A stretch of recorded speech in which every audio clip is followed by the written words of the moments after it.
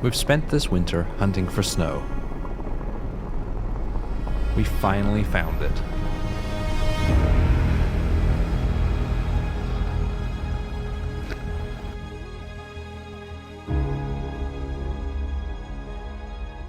We also found the beauty of central Idaho's incredible mountains scattered with snow-covered trees, and the adventure of 4 friends battling their way through slow and difficult conditions.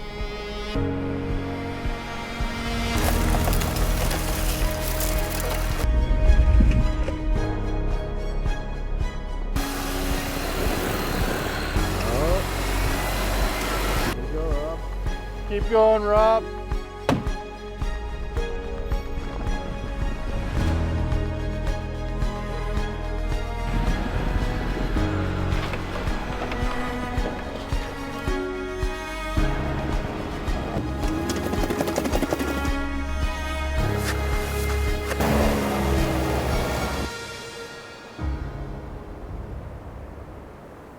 We started our trip along the beautiful Salmon River, known as the River of No Return, where noticeably there was no snow.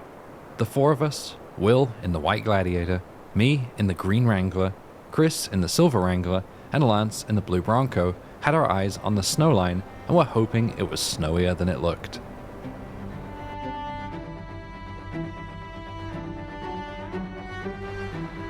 I love this green moss through this stretch on these rocks.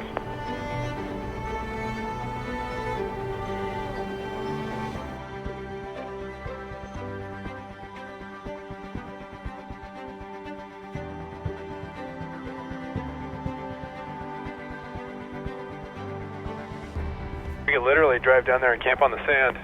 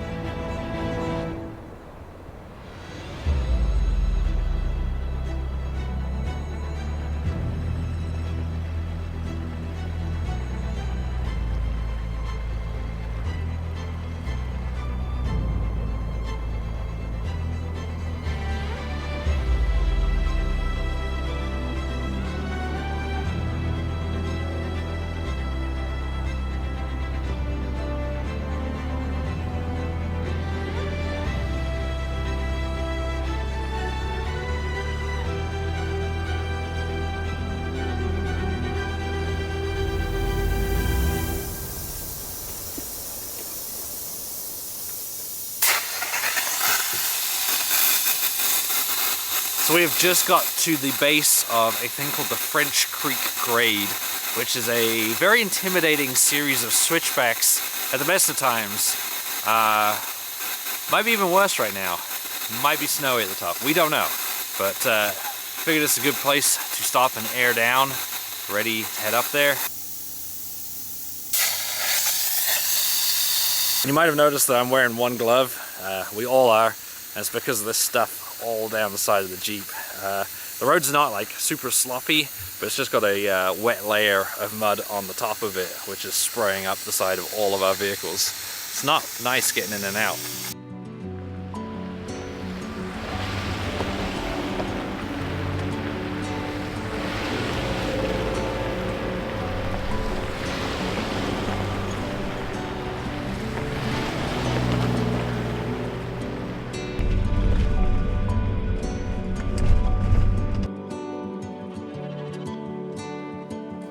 The French Creek Grade climbs almost 1,000 feet in less than half a mile as the crow flies through a series of 5 switchbacks with a total ascent of just over 3,000 feet from the river to the top.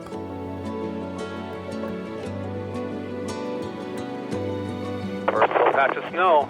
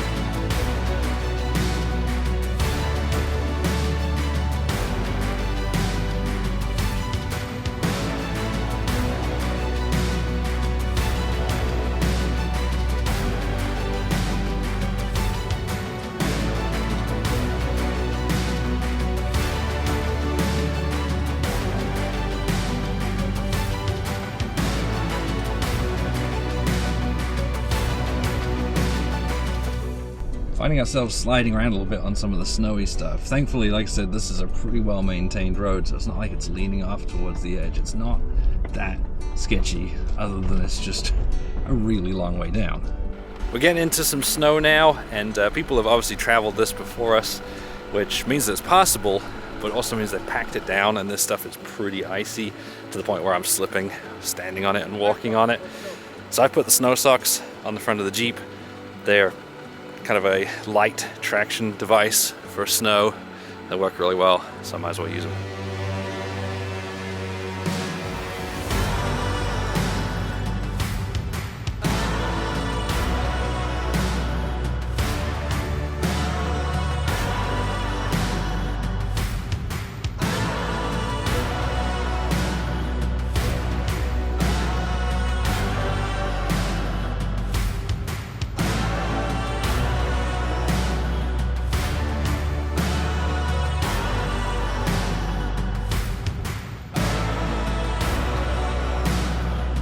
She's a bit slick underneath us.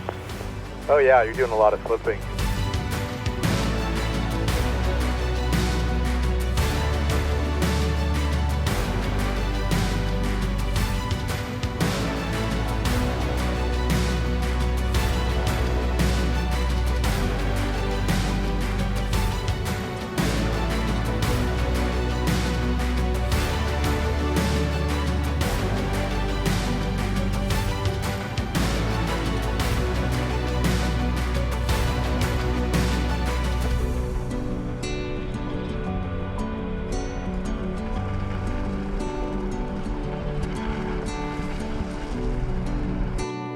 It is amazing the difference these socks make, these tire socks in the snow. Not sliding around at all now. Yeah, they're just like covered in snow. They're sticking really good.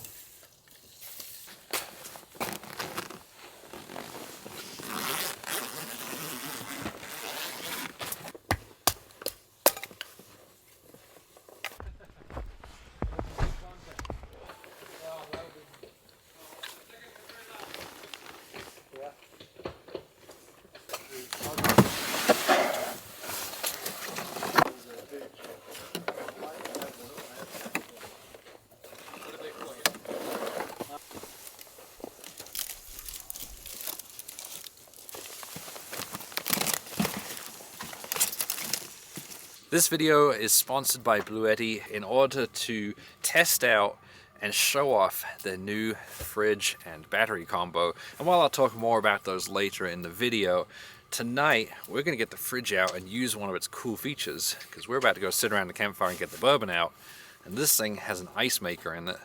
And what's more, it also has a built-in battery.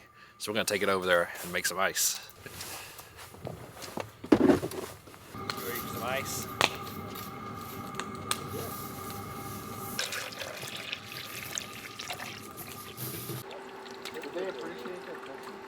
Real? Just checking the ice is at 38%, so it's been like 5 minutes, right? Okay. Yeah. So maybe 12 minutes. So probably yeah, like 15-ish. Oh, because that was like. So if the ice is ready, that means that the bourbon might be ready too, right? Is this the 100,000 subscriber bottle? Yes, it is. Nice. That you brought from Kentucky, Yeah. and then David and Will gave to you? Yeah, Will had me buy it for him and then gave it to me as my 100,000 subscriber. So look at this. This is like legit ice made from a battery-powered refrigerator on the trail.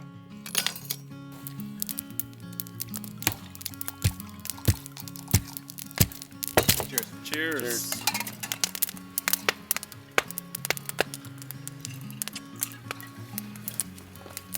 Oh, Eagle Rare's tasty.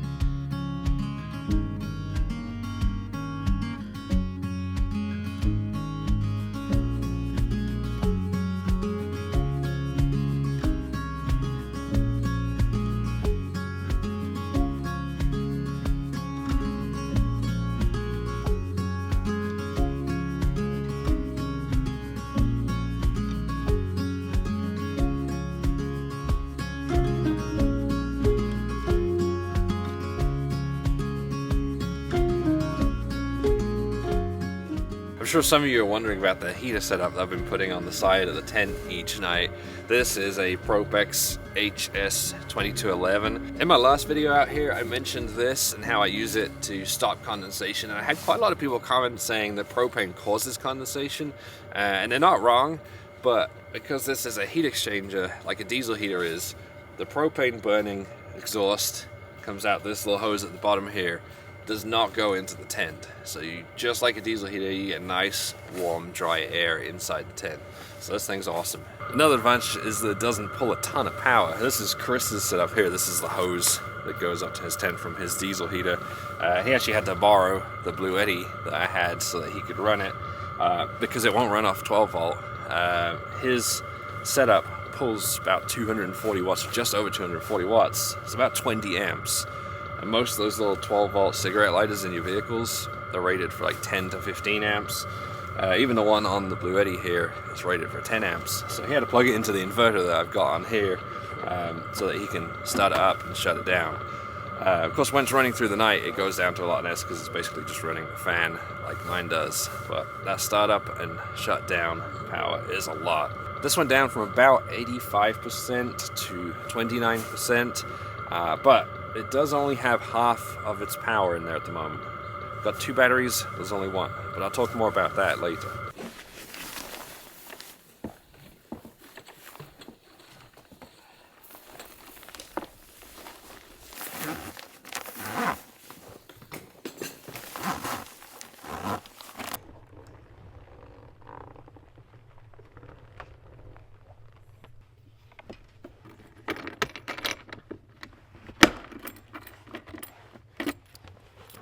Now that we're all packed up, we're going to continue heading south along the road behind me. Right now we're in about, I don't know, 3 inches of snow, so not a whole lot.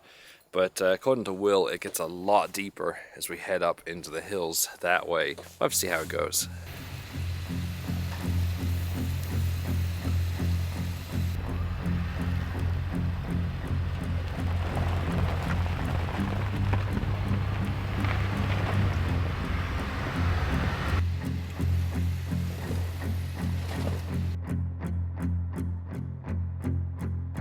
As we left camp, the sun was just making its way through the trees, glistening off the snow caught in the branches.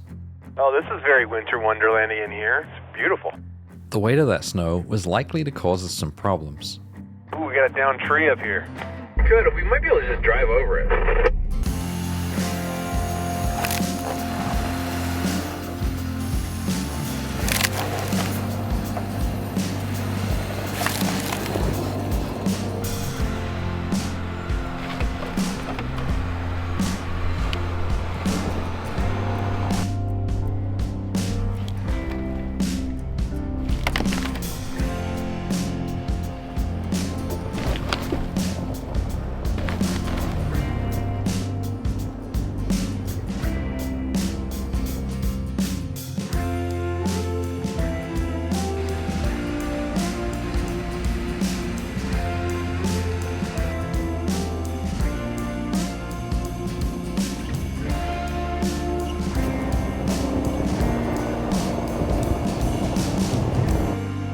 School bus.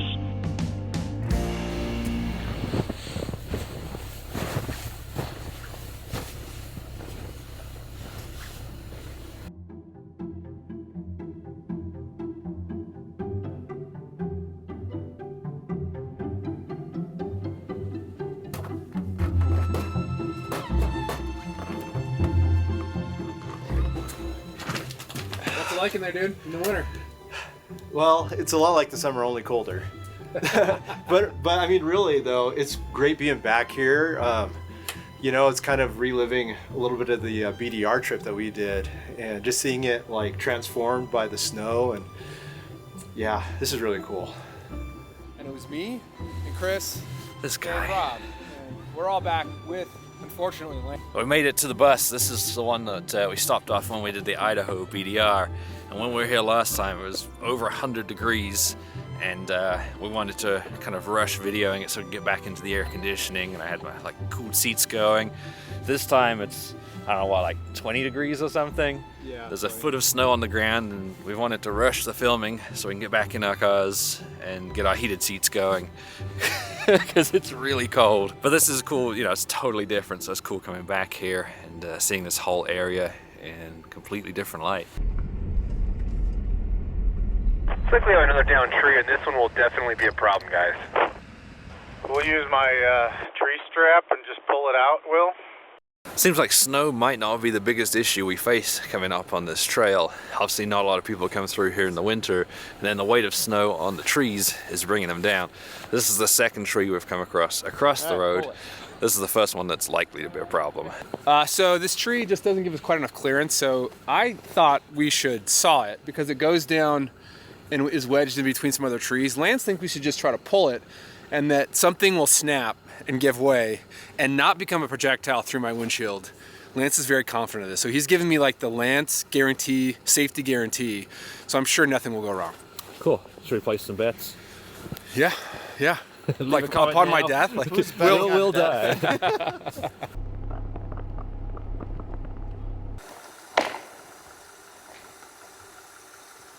So now you're thinking we should cut it? Yeah, just a tip where it's overhang. I don't want to cut here because then you got to undercut because of the force coming down, because if you cut on top you'll have a pinch point. So if we just get off the side, cut it right where it's running into that tree, and then we'll be able to pull it and swing it around. Look at this guy carrying the saw. Real mountain men carry handsaws. One. Can I use it? Yeah, you can use it. Do you want to unfold it as well? You want me to set it up for you? Yeah, you got all the mittens on. That's pretty cool. What do you guys Is that like a, what brand is that? Like a Fiskars or? Whatever it says on the side there. What's the Yellow handle out first, I think. pull It's it? a Boar 21. Yep, like that. Yep, you got it. And then that goes all the way around and over. Ooh, that's slick. And Look at that. This notch goes on the bottom there. Locked and loaded.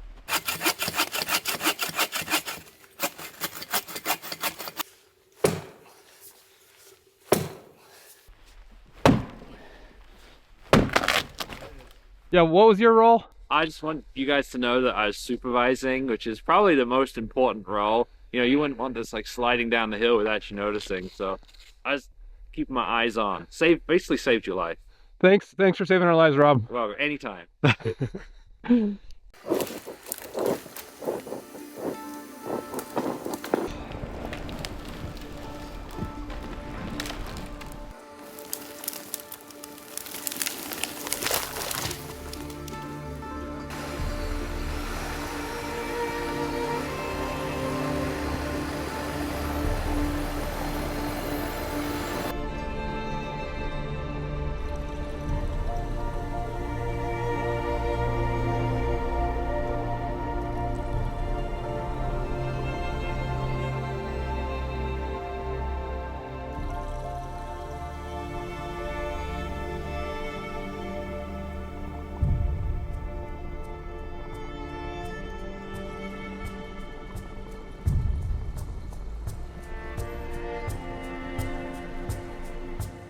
Something we have learned is that snow changes depending on various factors that are likely to include altitude, slope, tree cover, and even the direction the hill is facing. There would be long stretches with no problems at all, and then parts where it would start to dig down into lower layers of snow, making progress very slow. For some reason, anytime Will started to dig in, his bed, cap, and tent would shake violently.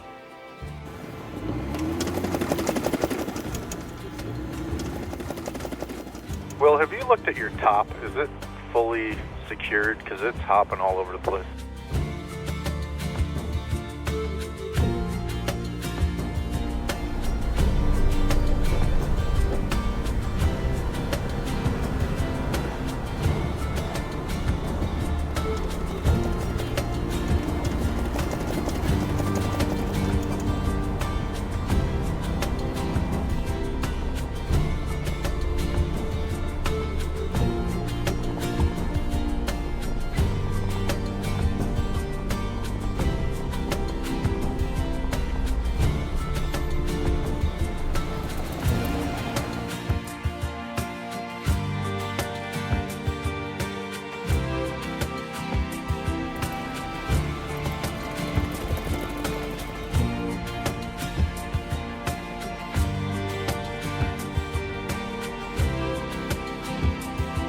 got another tree down. This one might be a much bigger problem, guys.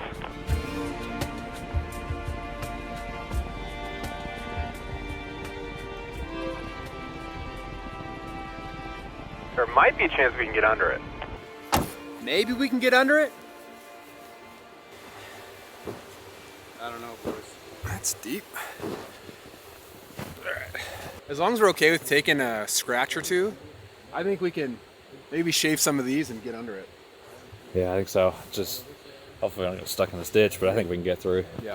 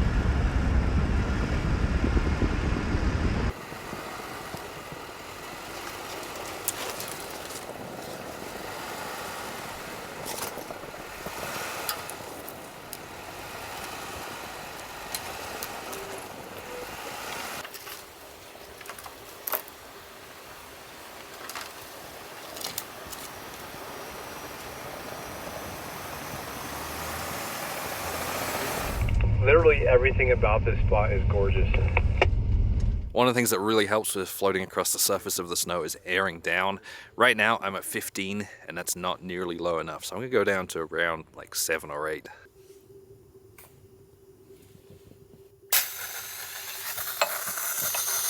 One of the things that really helps me with the airing down low are the Method bead grips that I've got on the Jeep.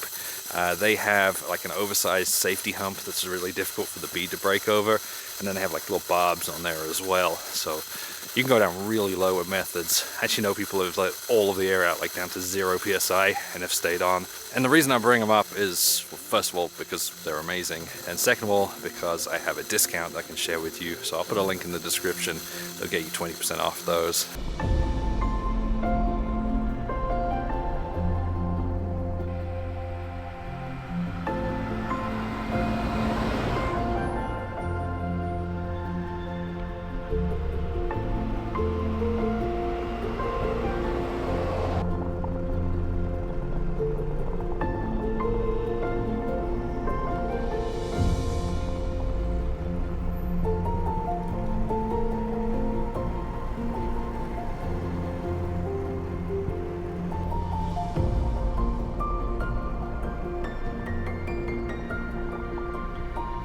After airing down to around 8 psi, we're able to cruise over the snow with no issues at all, right up until we came to a bend in the road where the snow was particularly deep.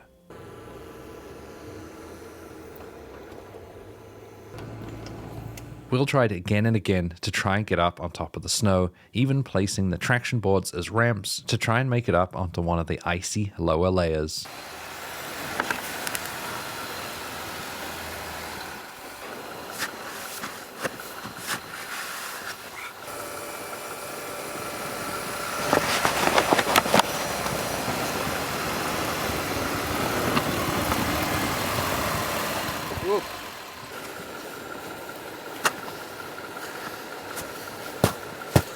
So he's really struggling away behind me. What's happening is he keeps getting sucked down into the ditch off to his right, and it's really deep, like it's beyond knee-deep snow down there. So we're using the traction boards to try and keep him high, but he's just slipping further and further down. Eventually, Will tried some brute force and ignorance.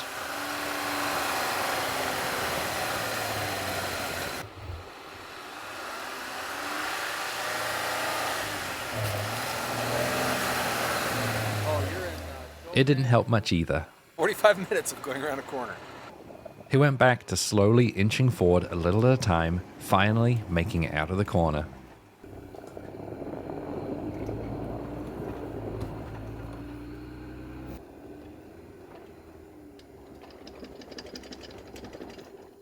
Will made it through and he's making his way up the last hill now. Now we need to get 3 more vehicles around this little section. Hopefully now that he's basically flattened it all out, we should be able to get through pretty easily. All right, now it's my turn. Hopefully it's a little easier for me. I could have tried finesse and skill, but decided on power. Yeah.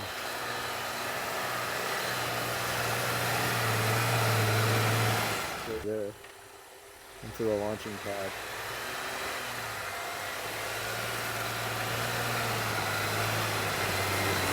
Oh. Yeah, baby.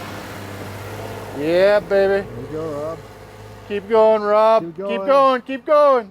All right, made it through. Will's ruts definitely made it easier. I was able to just fall, like I didn't even turn the steering wheel. It just went straight and the ruts took me where I needed to go.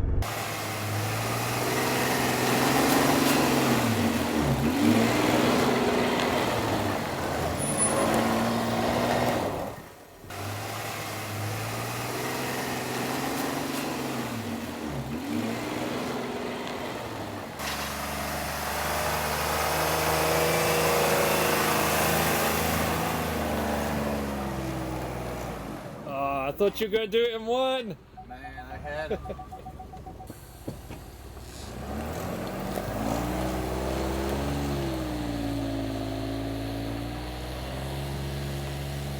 By the time the rest of us had made it around the corner, Will had only gone another 100 feet or so.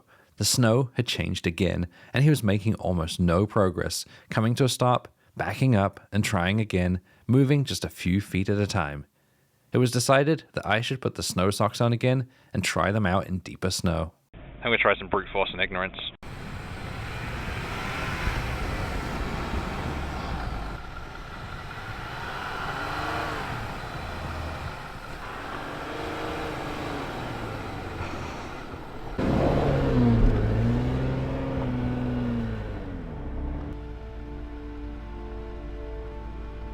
After several attempts bulldozing the deep snow ahead of me, I was through and continued up the slope easily. Thanks for doing all this work for me, man. This is really easy. Yeah, it is amazing how much easier it is to follow than it is to lead. A lesson in life.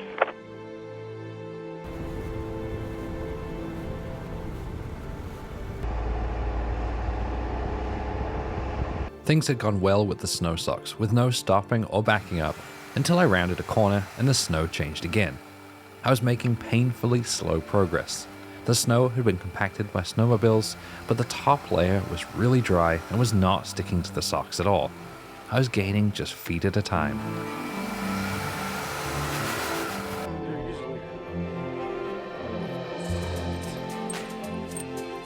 We'll just put the chains on the Gladiator, so we'll see how he does as he comes up here and tries to pass me in the deep snow. Well, I left you a nice wide passing spot, and since you got chains on, you should have no problem getting past me.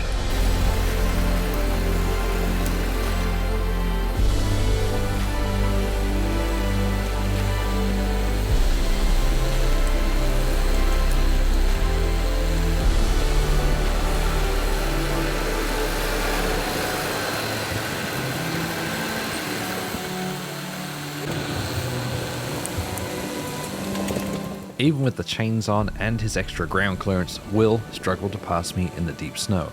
But once he was free, he charged off up the hill.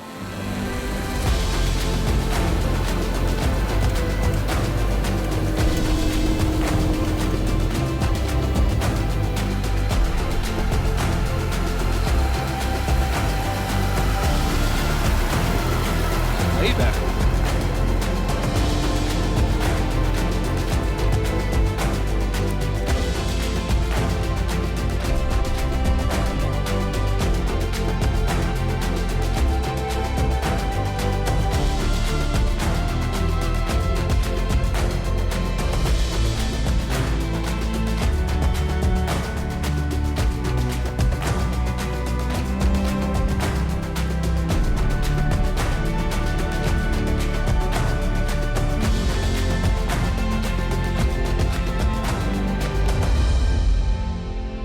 We'd made great progress, despite a few difficult spots, but when we reached the top of the hill, the snow was no longer compacted, and Will could barely move, making even less progress than I had.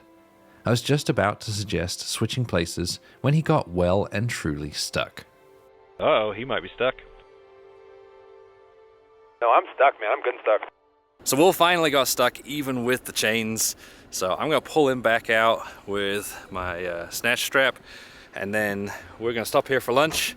And this is a good spot for us to turn around. There is, obviously the road does continue, but it continues for a few more miles, and then it reaches a snowmobile trail, which we can't take. So this is as good a spot as any to turn around. We've reached basically the top of the mountain. It's all just flat from here on out. But obviously it's even worse up here.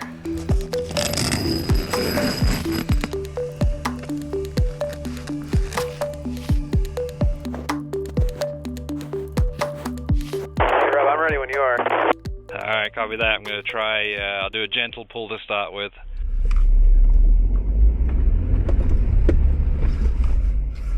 I'm going to try a little more force this time. I did it. Thank you, sir.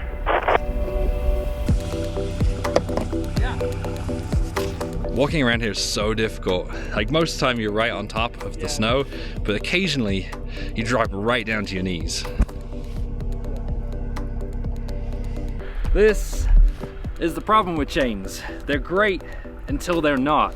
And Will dug in very, very quickly and got stuck. And we actually had to do our only recovery of the trip so far when he was using chains. Will could not back up out of this. So I think chains have their place. We'll keep trying them. I've been impressed with how they've done, but we've got to be more careful about digging in. Like that's pretty significant. He's dug down to the dirt here. After turning around, we were on our way back down, where we had gravity working with us and a set of grooved tracks to follow the whole way down.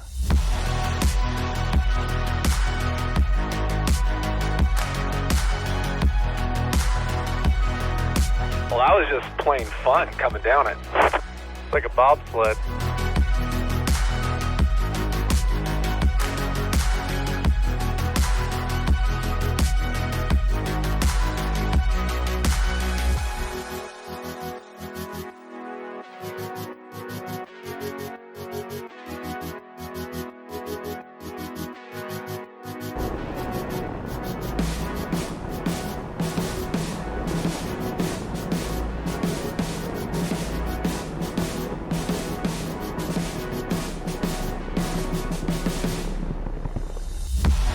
Oh, that's glorious.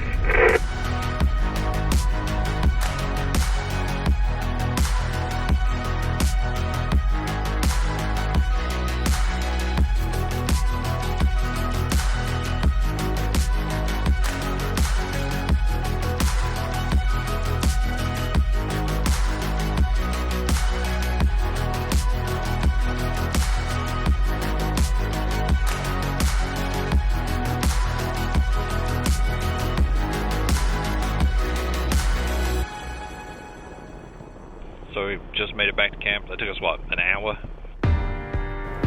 Without having to struggle against the deep snow or stopping to film every few minutes, we'd made it back down in no time at all. The only thing left was the French Creek grade, and we'd be camping right at the bottom of it.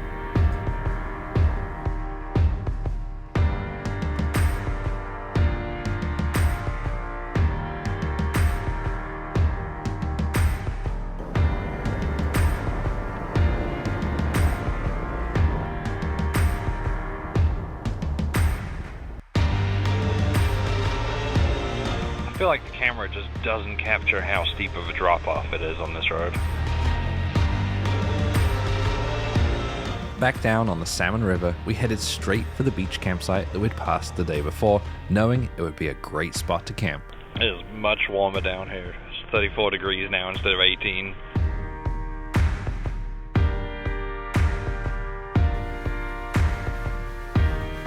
We've just made it back down to the Salmon River, right on a little sandbar that you can camp on. And we've camped really close to here before.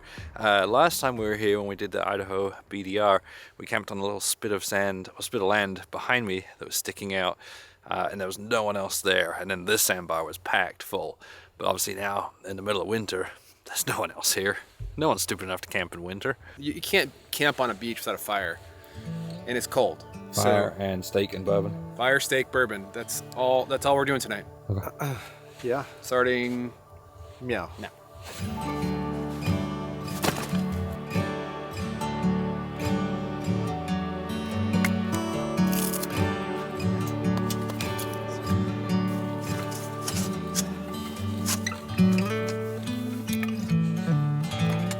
Dinner tonight is steak again, and of course we're gonna have bourbon afterwards. So we've got the fridge out, ready next to where we're cooking. And now's a good chance, or good opportunity to show you one of the unique features of this fridge other than the fact that it's got an ice maker, and that's how it pairs with this battery pack. In here, it comes with 2 batteries built in, and both of them are removable. So I can pull this out, and I can switch it into the fridge. So let's say the fridge has been in the back of the truck, like you got a truck bed without power source. I can run it for about 3 days on one of these, charge up the other one, and then switch them out and keep it powered. That's how we're able to leave it out here powered while we're cooking. So I'm gonna switch this one in, since this one is fully charged, and the one in the fridge, because I didn't bother plugging it in, doesn't have a lot of charge. The MultiCooler and power station combo are known together as the Bluetti Swap Solar, and both can be powered by swapping the battery, 12 volt, 120 volt, or solar power. From the wall, the entire 1,433 watt hours of the AC 180T can be charged to 80% in an hour. So now the fridge is charged again, it's running. We'll drop this back in here, and plug that into charge.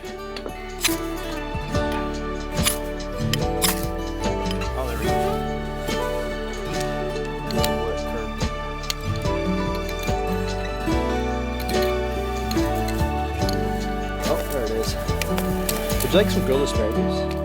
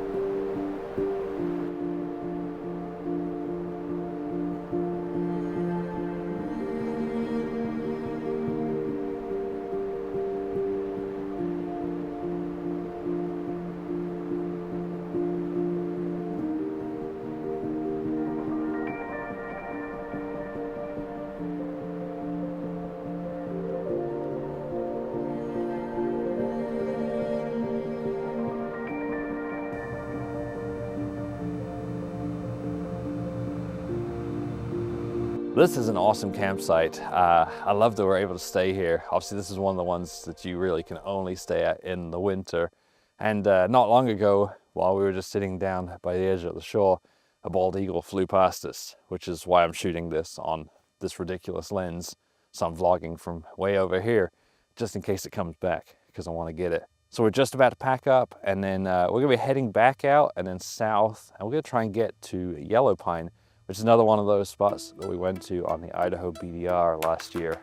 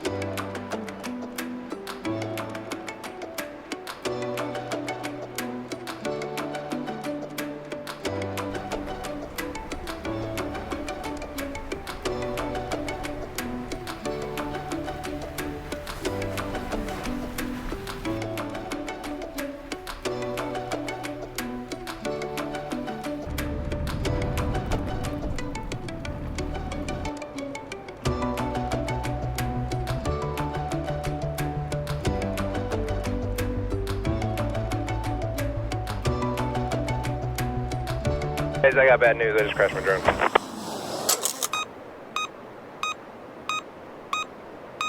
think I crashed it across the river. Will just crashed his drone, and not only did he crash it, but he crashed it on the far side of the river that's really difficult to get to. He's got to go up over the top of some cliffs and then down to the tree that he crashed it in. Chris and I have the binoculars and we're trying to find it because we don't actually know which tree it's in. Hopefully we can. You know, a crashed drone is not the end of the world because Will has insurance, it's covered. He'll just get a new one.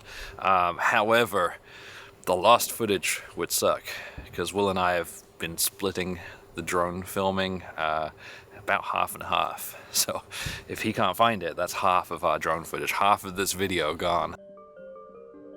From our vantage point, Will and Lance were two tiny dots walking across a huge hillside. We could tell from our side of the river that it was steep and difficult to traverse. Not only that, but it was covered in thorny bushes that kept grabbing at their clothes. While they were searching on foot, we were looking too, but spotting a small flashing light in an unknown tree on the side of a large hill is not easy. It was actually in the last shot. Did you spot it? Can you see it now? How about now? Chris and I have spotted the drone and it's in a really awkward spot. It's about halfway up the cliff behind me, in a kind of high up in a tall tree as well. And unfortunately, the only way for Will and Lance to get to it is to go way up to the top of the hill behind me and then come down. There is a possibility if they were to find a boat to rent, they might be able to get up from the bottom, but it is really steep and rocky. And there's just no way for them to come across in the middle because there's just these sheer cliffs. So unfortunately, they didn't take a radio with them, so we can't communicate with them clearly. So they're gonna come back, I think, and we'll let them figure out what they want to do. If they want to tackle it, go back over the top, or in a boat, or give up, which I hate to do.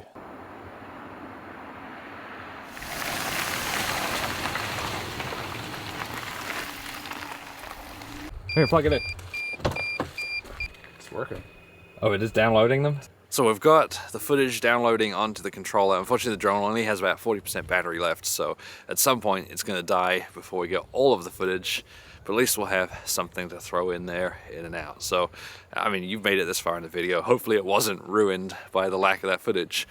What we probably should have done is before sending Will and Lance up over there to go get it, we should have stopped here, found the drone. We would have seen that it's not really possible to get it, and we could have downloaded all of the footage and saved us a lot of effort. And I think we'll end up coming back out here another day and you know, either taking a boat across and going up from the bottom or hiking all the way across the top. But either way, there's no way he can get it from the tree as it stands, so I'll have to come back out here with a, I don't know, a long pole or a pole saw, something to grab it out of the tree. The recovery attempt and video download had taken hours, so long that by the time we were off the trail and down to McCall, it was dinner time, so we started looking for a place to camp.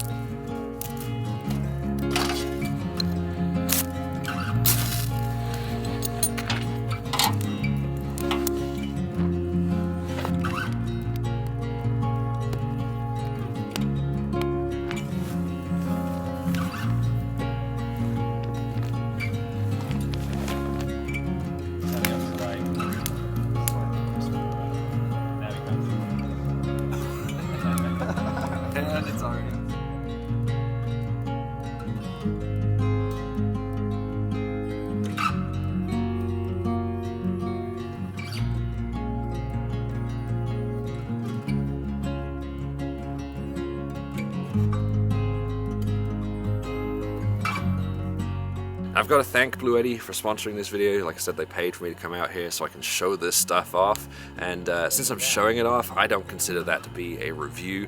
If you want to see a true review on this, I'm going to leave it with Will and let him do a review or comparison with it. Whatever he feels represents it best. So if you want to go see that, check out Venture to Rome on YouTube, subscribe to him, and that should be coming out fairly soon.